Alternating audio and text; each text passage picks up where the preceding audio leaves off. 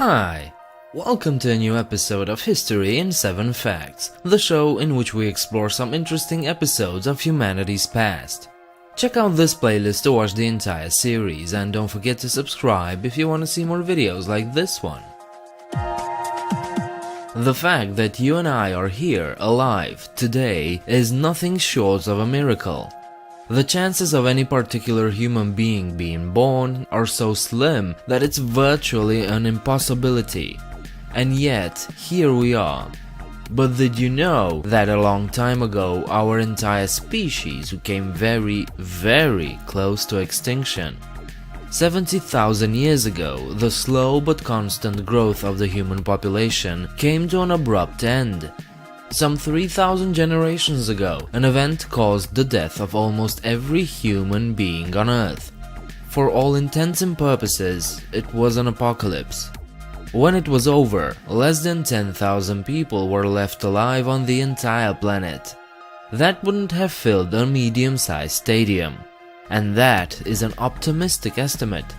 Some scientists believe that there were less than 500 women capable of reproduction left alive. Amazingly, this fact shows up in our DNA. There is far less genetic diversity in the human population than it would be expected. After hundreds of thousands of years of adaptation and evolution, Homo sapiens was very nearly wiped out by nature. The reason why this happened cannot be found in our genes. It was no disease that caused this, it was the Earth itself. Geologists found layers of ashes around the globe that indicated what happened: a very long, very cold winter. During this time, 3/4 of the plants in the northern hemisphere died, and with them so did the animals. Thus human beings died of starvation one after the other. Today we know exactly when this happened, 74,000 years ago. As to what had happened, the answer is simple: a massive volcanic eruption. 74,000 years ago, the Toba supervolcano in Sumatra, Indonesia, erupted with a force that the Earth hadn't seen in 25 million years. This eruption was in fact one of the most powerful eruptions in the last 450 million years. The crater that was formed was 100 kilometers in diameter and about 500 meters deep, and is now occupied by Lake Toba. By the way, in case you were wondering, this volcano is still an active one. The power of this eruption isn't measured just by the crater it left behind. Layers of ash, sulfur and calcium can be found all the way in Greenland and beyond, more than 11,000 kilometers away. The eruption lasted for 2 weeks, so the amount of ash thrown into the atmosphere was unfathomable. The ashes rose into the upper atmosphere and reflected much of the sun's light and warmth back into space. This resulted in a 6-year-long volcanic winter, followed by at least 1,000 years of global cooling. The effects of this catastrophe are staggering. At the peak of summer, temperatures couldn't rise above 12 degrees Celsius. The environment around the world became cooler and dry. The various ecosystems couldn't take such a drastic change and just died. Seeds didn't sprout, and the ones that did produced small, weak and tasteless plants. Herbivores died by the millions, the carnivores followed. The frozen lands were littered with rotting corpses. It was indeed an apocalyptic scene. Hungry and desperate, the humans that were still alive couldn't make enough children, and even when they did, they couldn't feed them.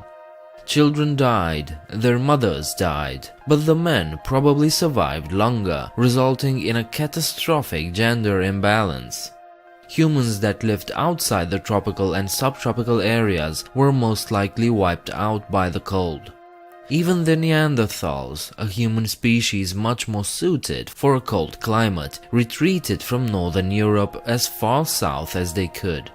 The number of Homo sapiens was dwindling fast. We were very close to total annihilation just centuries before we started painting in caves. We were almost just another failed branch of the Homo genus, just like many other forgotten species. The Toba eruption was such a catastrophe because it was sudden and unexpected. If these drastic changes would have occurred over time, humans and many other species would have had the time to adapt to the new climate. But there was no warning. But this eruption would have been a sight to see. It displayed the raw and awesome power of planet Earth. The magnitude of this explosion was 2 times larger than what it would be needed to drastically alter the Earth's climate. The column of smoke and ash rose to an altitude of 30 kilometers.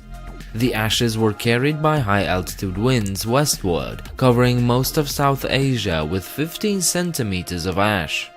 But parts of India were covered in as much as 6 meters of ash, and parts of Malaysia were covered with 9 meters of ashfall. The ash cloud even reached the Middle East and even Northern Europe. Once the ash was in the atmosphere, the damage was done. Almost immediately, temperatures dropped around the world and the skies were covered in smoke, hiding most of the sun's rays. As I said, the summer temperatures would rarely reach 12 degrees Celsius. As the ice sheets were forming, sea levels dropped, exposing countless miles of sand that were then carried by the wind and further covered fertile soils. These dust storms probably lasted days at a time. In the aftermath of this eruption, 3 tropical areas remained where it was raining abundantly and the ecosystems could still support larger populations. All of these areas were in Africa, an area that does bear the evidence of a human expansion that followed this event. The tools from that period that were found here seem much more sophisticated and do suggest that this was the main area where humans survived the apocalypse. But it needs to be said that not all scientists agree with this theory. While we are certain that this massive eruption did occur, some are not sure that it had such a drastic effect on human populations. Whatever the case, just be glad that you weren't alive back then. And also, just try to appreciate just how lucky you are for being alive here, today. Thank you for watching this episode of 7 Facts. I hope this was interesting and informative, and maybe it even inspired you to look into it further on your own. If you liked this video, please thumbs up and subscribe. While you're downstairs, let me know what you think about this video. Please consider visiting my Patreon page and become a patron. The link is in the description. I hope to see you next time. Bye.